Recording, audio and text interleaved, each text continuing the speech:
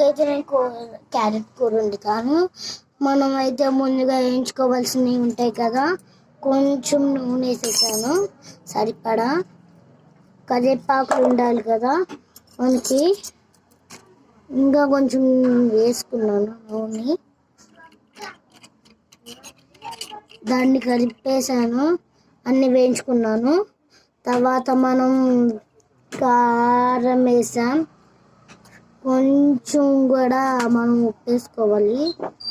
ఉప్పు వేసాను కొంచెం. పసుపు వేసాను. ఇదంతా కలిపాను. ఇప్పుడు క్యారెట్స్ కోస్తాను. ఇంకా అవ్వలేదు. ఇంకా పార్ట్ 3లో క్యారెట్స్ కోయడం అంతా చూపిస్తాను నేను. ముందుకైతే నేను బాగా కలిపేసుకుందాం. మనం బాగా కలిపేసుకోండి. కొంచెం